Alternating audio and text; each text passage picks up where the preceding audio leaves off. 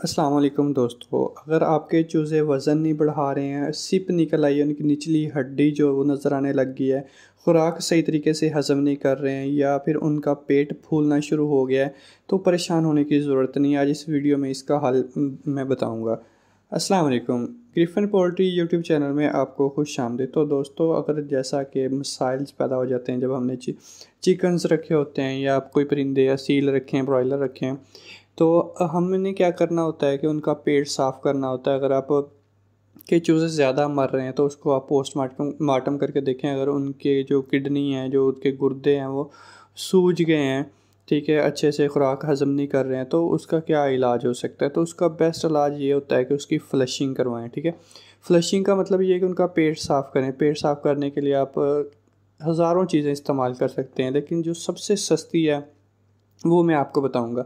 जैसे कि आप गुड़ इस्तेमाल कर सकते हैं, गुड़ के साथ चीनी इस्तेमाल कर सकते हैं, सिरका इस्तेमाल कर सकते हैं। इसकी कितनी डोज़ रखनी चाहिए? तो चलें पहले बात करते हैं हम चीनी की। चीनी अगर पानी के अंदर आपने मिला के पिलानी है तो वो 5% होनी चाहिए, ठीक है। कि मतलब कि जितना आपके पास पानी हो उसका सिर्फ 5% होना चाहिए। मतलब 1 किलो पानी के अंदर आपने जो 50 ग्राम है वो आपने डालनी है, चीनी डालनी है, ठीक है। मतलब 1 लीटर पानी के अंदर 50 ग्राम आपने चीनी डालनी है, उसको अच्छे से हिला लेना है। अपने एहतियातन क्या करना है कि जो आपका बर्तन ले रहे हैं वो आपका बर्तन बिल्कुल साफ़ सुथरा होना चाहिए, ठीक है। उसके अंदर कुछ ऐसी वैसी चीज़ नहीं होनी चाहिए। और जो आप पानी ले रहे हो वो आपने कोशिश करनी कि थोड़ा सा गर्म हो, लेकिन आपने उसके अंदर जब हल कर लेंगे, उसको पिला लें, जब पिलाने लगेंगे तो थोड़ा सा ठंडा ठंडा होना चाहिए ताकि वो बर्ड ज़्यादा पानी पिए। आपको पता है कि जब पानी ठंडा होता है वो परिंदा ज़्यादा पानी पीता है, ठीक है। जब ज़्यादा पानी पीता है तो उसके अंदर चीनी आपने मिक्स की होती है, और आप दूध भी मिक्स, दूध के अंदर आप अगर मिक्स करके पिलाना चाहें तो आप पिला सकते हैं।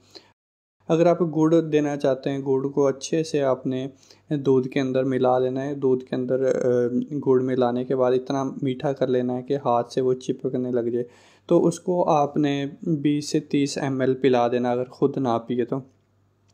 उसके लिए आपने क्या करना है कि एक आपने बर्तन लेना है, उसके अंदर दूध डाल देना, और गुड़ है उसको छोटे छोटे पीस करके उसके अंदर डाल के उसको मिक्स कर लेना है, ठीक है। तो पिला देना है।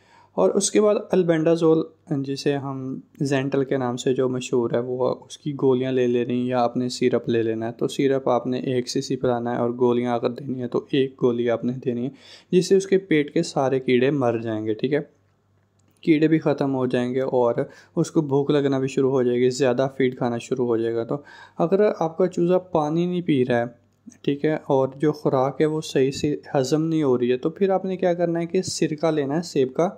सेब का सिरका का 1 ml, और पानी लेना है आपने 1 लीटर, उसके अंदर मिला के अपने चूज़ों के सामने रख देना, ठीक है। आपने कोशिश करनी है कि जो बर्तन इस्तेमाल कर रहे हैं वो साफ़ सुथरा हो। उसके अंदर आपने ये तकरीबन आपने सुबह टाइम भी देना और शाम टाइम भी देना। 3 दिन आपने लगातार ये देते रहना, इससे उनका पेट होगा वो साफ़ हो जाएगा। तो ज़्यादा नहीं देना, ज़्यादा ना आपने चीनी, गुड़ ना जेंटल देनी है। इससे क्या होगा कि जो आपके परिंदे होंगे वो उनके अंदर बैक्टीरिया होते हैं। एक तो होते हैं बैक्टीरिया जो फ़ायदेमंद होते हैं, दूसरे नुकसानदेह होते हैं। नुकसानदेह जो बीमारियाँ फैलाते हैं, जैसे बुखार हो जाता है। तो उसके लिए आपने क्या करना है कि उतनी सी मिकदार देनी है जो कि अच्छे बैक्टीरिया को ना मार दे।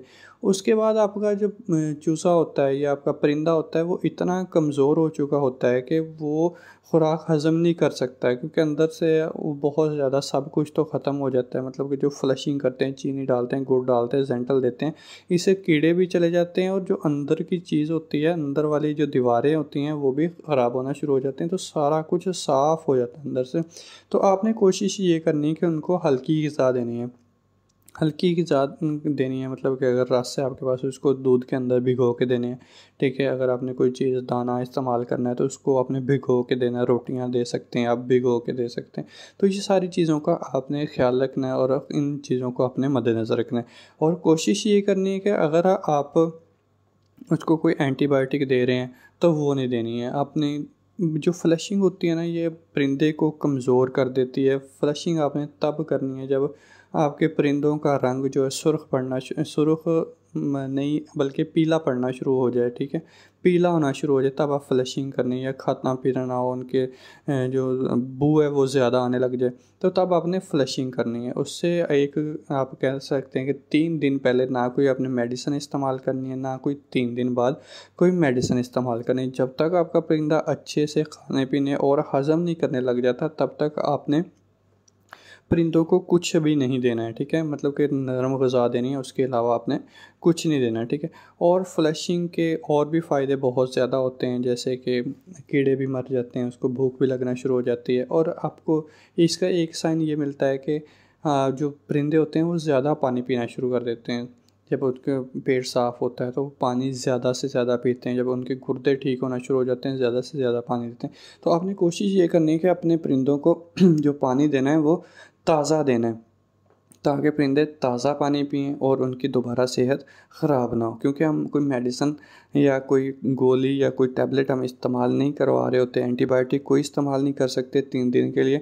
अगर इन दिनों में अगर आपका चूज़ा बुखार हो जाता है या बीमार हो जाता है, तो आपने कोशिश ये करनी है कि ये 2 दिन है सब्र कर लें, ठीक है।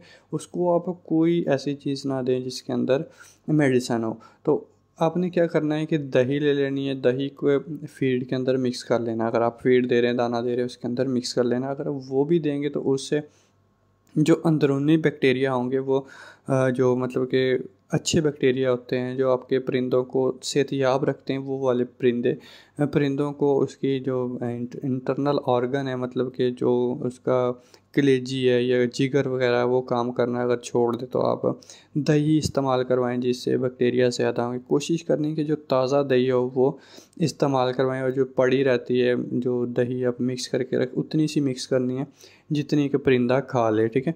उसके बाद आपने उसको डिस्कार्ड कर देना, ख़त्म कर देना है। तो ये सारी चीज़ें आपने इस्तेमाल करनी है। और जब कोशिश करनी है कि जो आपने फ्लशिंग करनी है ना, तो वो रात के टाइम करें, ठीक है। रात के टाइम का मतलब ये है कि जब आपका परिंदा अच्छे से खा ले, उसको दूध भी पिला दें, वो वाला गुड़ वाला या चीनी वाला, ठीक है।